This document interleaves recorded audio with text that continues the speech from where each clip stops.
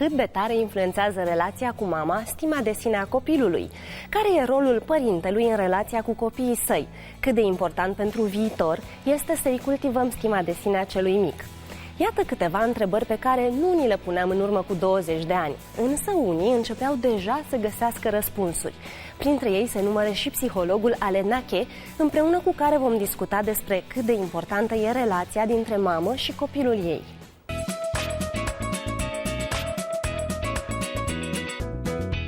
Avem onoarea astăzi de a-i lua un interviu doamnei Alain Naquet. Este o onoare pentru că dânsa ne va învăța încă ceva în plus pentru ca să ne creștem copiii mai bine și mai sănătos. Bună ziua, doamna Naquet, bine ați venit la noi în studio. Cum influențează stima de sine a copilului relația cu mama sa? L'influence est très importante, que c'est vraiment dans la relation mère-enfant que peut se constituer une bonne estime de soi pour l'enfant si la communication qui circule dans la relation est une communication saine, vivante, une communication valorisante. Cum poate o mamă să cultive o relație sănătoasă cu micuțul ei? En apprenant à communiquer, en apprenant à écouter. C'est-à-dire en arrêtant le système antirelationnel qui, lui, est très néfaste pour la confiance en soi, l'estime de soi, l'amour de soi. Et en apprenant quelques règles d'hygiène relationnelle que propose la méthode ESPER, à savoir parler de soi et non parler sur l'enfant, savoir lui faire des demandes claires, savoir refuser relationnellement, apprendre à l'écouter dans tous ses langages. Ce avantaje credeți că are în viața de adult un copil care crește având o stimă de sine sănătoasă?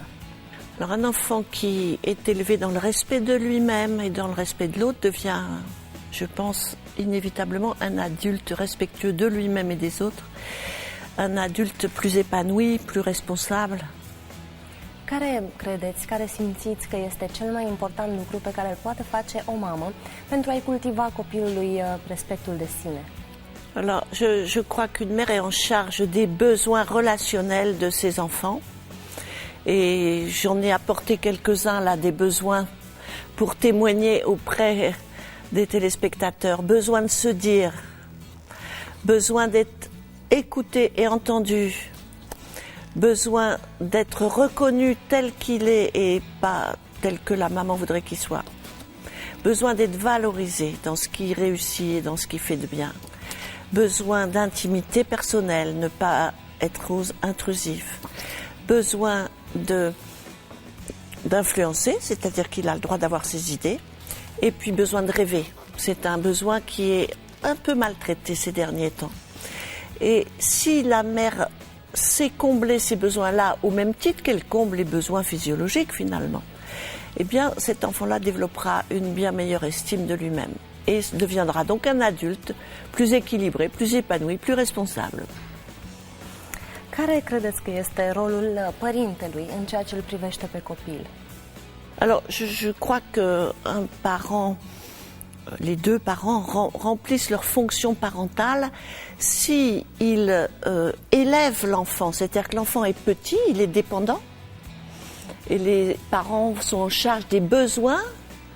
Ils élèvent l'enfant jusqu'à ce qu'il devienne adulte, c'est-à-dire qu'ils ont un certain nombre de paroles, d'attitudes, de comportements, de gestes à remplir dans le but de rendre cet enfant plus autonome et plus épanoui. C'est-à-dire que chaque parole et chaque geste vise à cet objectif-là, de rendre l'enfant plus autonome et plus épanoui jusqu'à ce qu'il puisse partir et dire à ses parents au revoir et merci, je suis maintenant un être adulte et autonome. Ați subliniat de multe ori că părintele trebuie să îndeplinească nevoile și nu dorințele copilului. Care este diferența între acestea? Alors justement, les parents sont en charge des besoins des enfants jusqu'à ce que les enfants puissent combler leurs besoins par eux-mêmes, c'est-à-dire les besoins, c'est vital. C'est les besoins physiologiques, manger, dormir et ces besoins aussi de sécurité, d'appartenance, de reconnaissance, de réalisation, mais ce sont les besoins éducationnels, besoin de s'instruire, de s'insérer dans la société, et puis besoins relationnels dont je vous ai parlé tout à l'heure. Tout le reste, ce sont des désirs.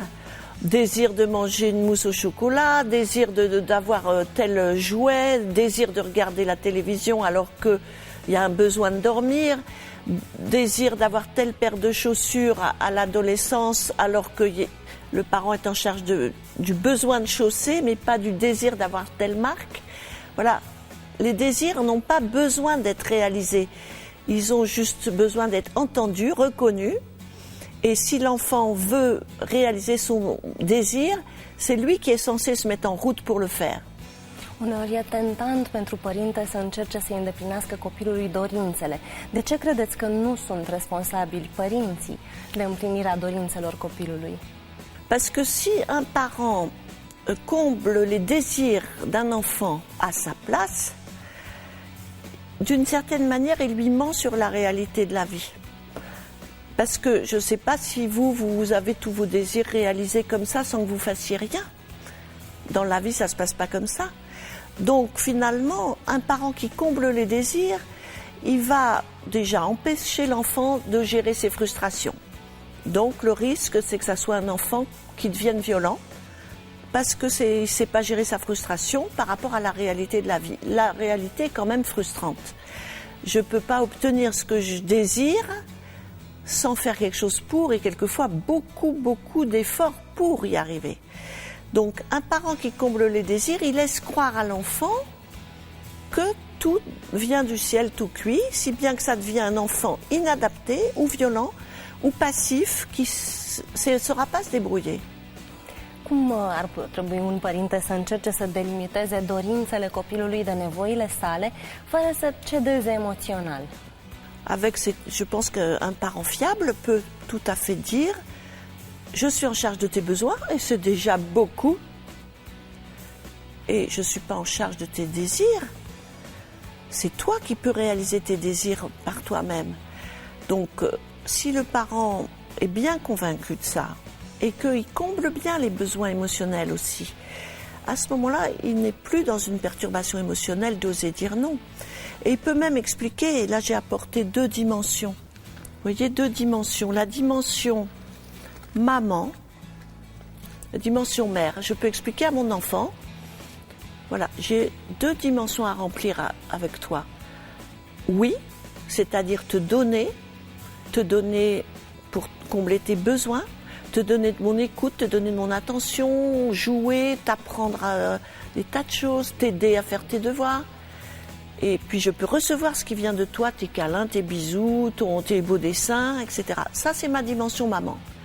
Mais pour t'aider à grandir, j'ai aussi une dimension mère. Et la dimension mère, c'est celle qui dit non. C'est celle qui frustre, qui te demande de ranger ta chambre, qui te demande d'arrêter la télévision, qui te demande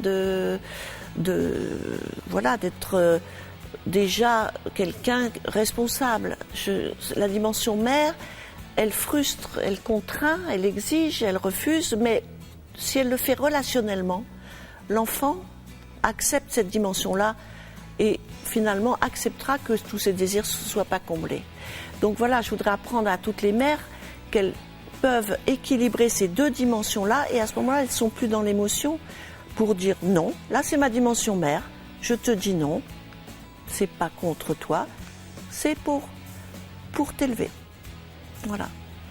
Doamna Nache, vă mulțumesc enorm pentru că ați stat de vorbă cu noi. Sunt sigură că v-a făcut plăcere să aveți acces direct la sursa de informații pe care o reprezintă doamna Nache. Vă mulțumesc mult! Merci à vous!